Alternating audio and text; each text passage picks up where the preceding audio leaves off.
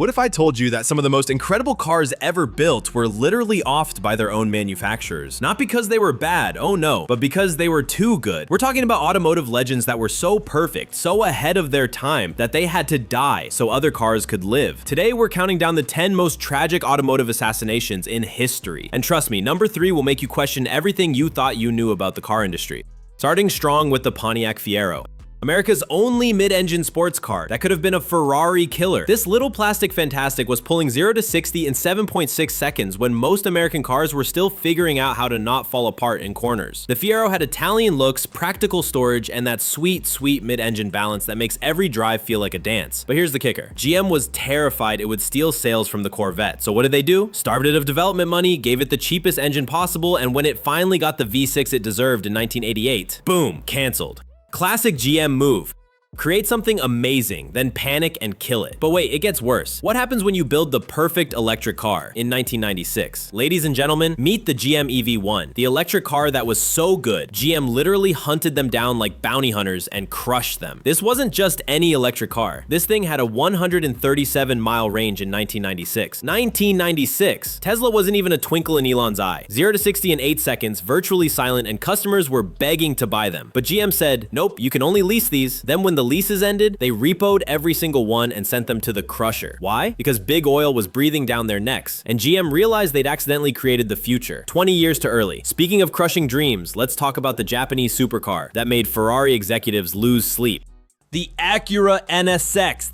The original NSX, the car that made Ferrari so mad, they completely redesigned the 348. Honda looked at supercars and said, what if we made one that actually worked every day? Revolutionary concept, right? This aluminum beauty had a naturally aspirated V6 that revved to the moon, handling that could embarrass cars twice its price. And here's the crazy part. It was reliable. You could drive it to work, to the track, to your wedding, and it would never leave you stranded like its Italian cousins. But Honda got scared. Sales were slow, which really means people couldn't believe a Honda could be a supercar. So they killed it in 2005, leaving a 15-year gap where the automotive world had no soul. The new NSX, great car, but it's like replacing Freddie Mercury with a talented karaoke singer. But if you think killing a supercar is bad, wait until you hear about the sedan that was too practical for its own good. Saturn wasn't just a car.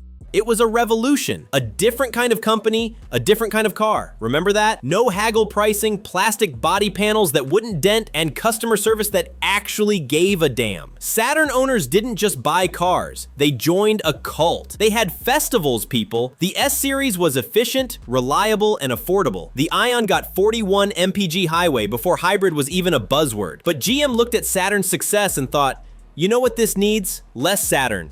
More generic GM badge engineering. They took everything special about Saturn and slowly strangled it with corporate mediocrity until it became just another forgotten brand in GM's graveyard of good ideas.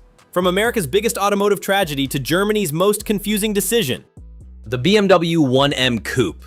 The car that proved BMW still remembered how to build a proper driver's car. Only 6,331 ever made, and every single one was automotive perfection. This thing was like BMW took the M3's heart, shrunk it down, and said, let's make something angry. 335 horsepower, rear-wheel drive, and a wheelbase so short it could practically turn around in a phone booth. Motor Trend called it the best BMW since the E30 M3. Car and Driver said it was the most fun they'd had in years. So naturally, BMW killed it after 1 year. Why? Because it was too good. It made the more expensive M3 look boring and the regular 1 Series look pointless. Can't have that disrupting the product line, can we? But Germany wasn't done making questionable decisions. Let's talk about the wagon that was too perfect for America. The Audi RS6 Avant. A family wagon with 600 horsepower that could haul your kids and embarrass supercars at stoplights. Europe got it, Canada got it, Australia got it. America? Nah, Americans don't want wagons, said Audi. Meanwhile, American car enthusiasts were literally starting petitions, creating Facebook groups, and probably sacrificing small animals to the wagon gods just to get this thing stateside. It took until 2020 for Audi to finally realize that Americans do want practical rocket ships. This wasn't killed by the manufacturer, it was killed by stubborn executives who thought they knew what Americans wanted better than Americans did. Plot twist, they didn't. From wagons America couldn't have to trucks America couldn't keep. The Ford SVT Lightning. Proof that pickup trucks could be ridiculous in the best possible way. This wasn't just a truck with a big engine. This was a street-legal missile that happened to have a bed in the back. The second-generation Lightning made 380 horsepower and could hit 60 miles per hour in 5.2 seconds in 1999. That was supercar territory. It was faster than the Mustang GT of the same year, which must have been awkward at Ford family dinners. But Ford looked at this beautiful, tire-shredding monster and said, you know what? Let's focus on more practical trucks, because apparently 13-second quarter miles weren't practical enough for America's truck buyers. Speaking of impractical perfection, let's talk about the convertible that was too fun to live. The Honda S2000, the last great naturally aspirated roadster.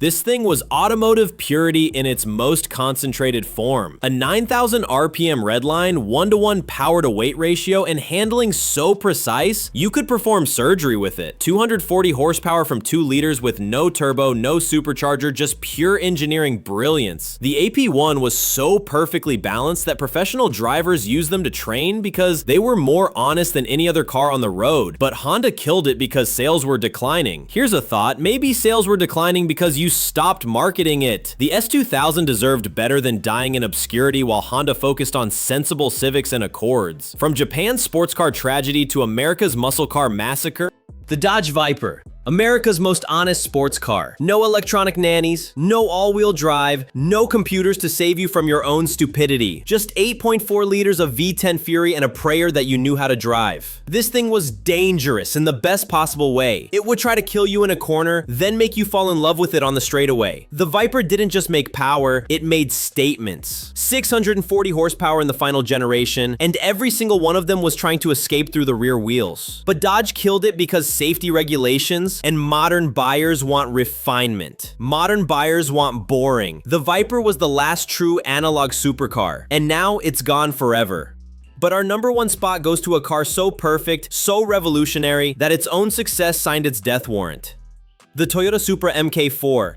The car that broke the internet before the internet existed. This wasn't just a sports car, it was a cultural phenomenon wrapped in Japanese engineering excellence. The 2JZ GTE engine was so overbuilt, so bulletproof that people are still making 1,000+ horsepower with stock internals today. Stock turbos, stock block, just turn up the boost and watch the magic happen. No American V8, no European exotic could touch the Supra's combination of reliability and tunability. But here's the tragedy. It was too good. It embarrassed cars costing twice as much. It made tuning look easy, and it created a cult following that Toyota couldn't control. So they killed it, leaving a 17-year gap filled with nothing but disappointment and broken promises. When they finally brought it back, it was a BMW in disguise. The MK4 Supra didn't just die, it was replaced by an imposter.